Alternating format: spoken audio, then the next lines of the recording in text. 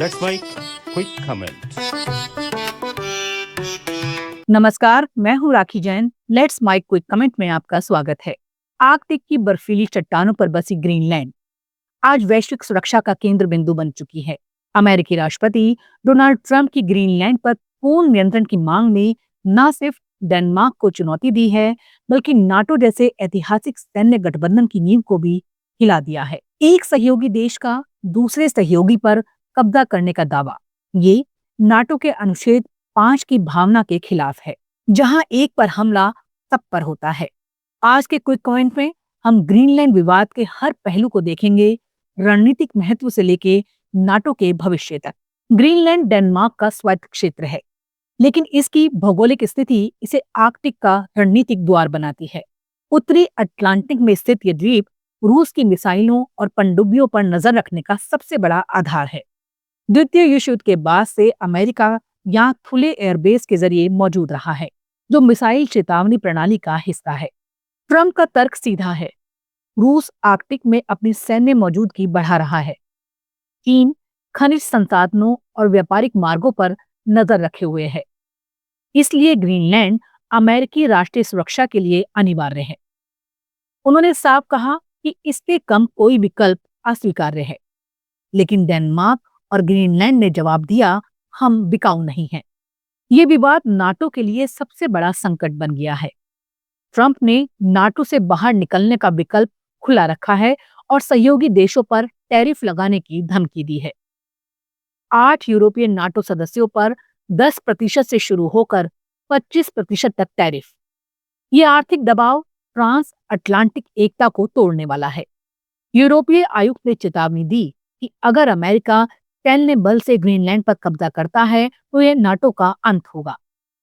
Denmark ने कहा, हम अमेरिकी हमले का जवाब देंगे, भले ही दुश्मन सहयोगी हो। नाटो महासचिव ने आपात बैठक बुलाई, लेकिन समाधान दूर है। डेनमार्क ने भी तुरंत कदम उठाए हैं।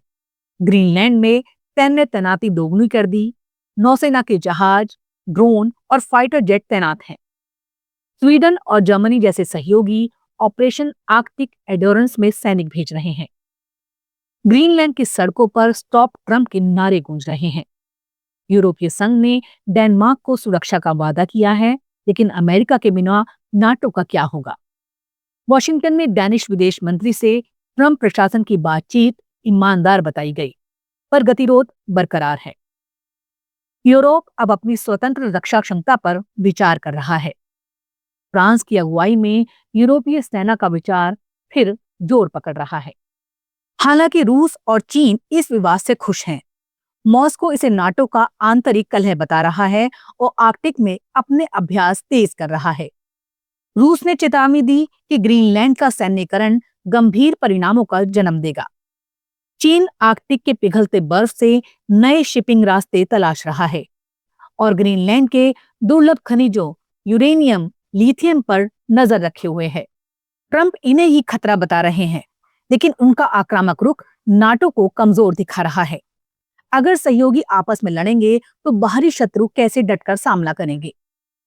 रणनीतिक रूप से ग्रीनलैंड अमूल्य है। यहां से अमेरिका कनाडा को जोड़ता है और रूस के उत्तरी बेड़े पर नजर रखता है। जलवायु परिवर्तन से आर्कटिक के संसाधन खुले हैं, तेल, गैस, खनिज। लेकिन ये विवाद नाटो के भविष्य पर सवाल उठाता है। विशेषज्ञ कहते हैं कि अमेरिका डेनमार्क वर्किंग ग्रुप से कूटनीति अभी जिंदा है। संयुक्त सैन्य समझौता या बढ़ा हुआ अमेरिकी निवेश समाधान हो सकता है, लेकिन ट्रंप की अप्रत्याशित शैली से यूरोप भरोसा खो चुका है। नाटो का भविष्य इस परीक्षा पर टिका है, क्या ये एकजुट रहेगा या टूटेगा? ग्रीनलैंड का विवाद नाटो के लिए निर्णायक मोड़ है।